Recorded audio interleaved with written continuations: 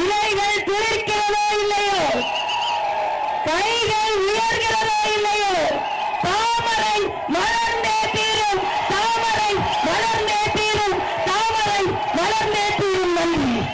நான் எப்ப போனாலும் சொல்றேன், ஒரு கிளினிக்கு ஒரு 10 வருஷத்துக்கு முன்னால வந்திருக்கிறேன் என்று. அதே போல இங்குள்ள இஎஸ்ஐ மருத்துவமனை, இந்த இஎஸ்ஐ மருத்துவமனைக்கு பொதுமக்களுக்கு, கர்ப்பிணி பெண்களுக்கு நான் மிக மிக குறைந்த விலையில் ஸ்கேன் செய்து கொடுத்தேன் என்பதையும் பெருமையாக கருதுகிறேன். ஆக பாரதிய ஜனதா கட்சியின் பழக்கம் என்ன என்றால், சேவை செய்துவிட்டு தான் ஓட்டு கேட்போம், ஓட்டு கேட்டுவிட்டு ஓடி போவார்கள் அல்ல பாரதிய ஜனதா கட்சியை சார்ந்த. ஓட்டு கேட்டுவிட்டு ஓடி போவது மட்டுமல்ல, இங்கே கே நகர் சகோதரர்களுக்கு தெரியும், இங்கே ஒரு பள்ளத்தில் ஓட்டை விழுந்து ஒரு சிறு பெண் இங்கே உள்ளே விழுந்தார். பஸ் ஓட்டுதான் நம்ம கேள்விப்பட்டிருக்கோம். தமிழ்நாட்டில் ஓட்டை விழுந்த பஸ்களை கூட ஓட்டி கொண்டிருக்கிறார்கள். அவர்களுக்கு நிச்சயமாக இந்த திராவிட முன்னேற்ற கழகத்திற்கு தண்டனை கொடுத்தே ஆக வேண்டும்.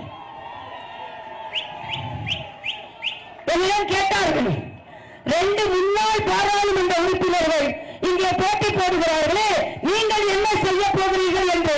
நான் சொன்னேன், அவர்கள் நிச்சயமாக 2 பேரும் முன்னாள் பாராளுமன்ற உறுப்பினர்களாக நிரந்தரமாக ஆக்கப்பட போகிறார்கள் என்று.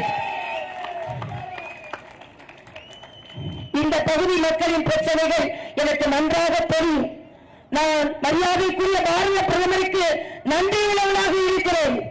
மரியாதைக்குரிய அகில பாரத தலைவருக்கு நன்றி உள்ளவராக இருக்கிறேன். அருமை தம்பி மரியாதைக்குரிய மாநில தலைவர் அண்ணாமலை அவர்களுக்கும் நான் எனது நன்றியை தெரிவித்துக் கொள்கிறேன். வேட்பாளராக எனக்கு இது ஒரு புது அனுபவம் தான். அதனால நிச்சயமாக அவர் பேச வேண்டும். உங்கள் சகோதரியாக, உங்கள் அக்காவாக நான் இங்கே வந்திருக்கிறேன். சூரியன் உதிக்கிறதோ இல்லையோ, இலைகள் துளிர்க்கிறதோ இல்லையோ, கைகள் உயர்கிறதோ இல்லையோ, தாமரை மலர்ந்தே தீரும், தாமரை மலர்ந்தே தீரும், தாமரை மலர்ந்தே தீரும். நன்றி.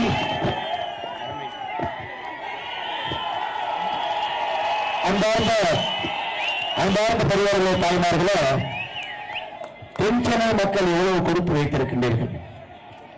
2 அற்புதமான ராஜ்பவன், ஆயிரக்கணக்கான மக்களுக்கு நடுவே ஒரு ஆளுநர், இந்திய அளவிலே தனி ஒரு மரியாதை.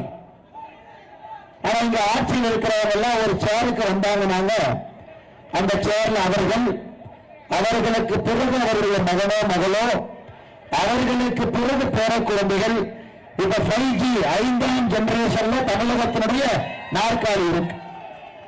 ஆனா அக்கா தமிழிசை சவுந்தரராஜன் அவர்கள் ஒரு உயரிய பதவி, அந்த மாநிலத்தினுடைய முதல் குடிமகள், 2 மாநிலத்தினுடைய முதல் குடிமகள், எல்லாருக்கையும் தூக்கி எறிந்துவிட்டு ஒரு சாதாரண பெண்மணியாக தென் சென்னையில நம்முடைய வெற்றி வேட்பாளராக களத்தில் என்று வந்திருக்கின்றார்கள். சகோதர சகோதரர்களே, இதை நாம் புரிந்து கொள்ள வேண்டும்.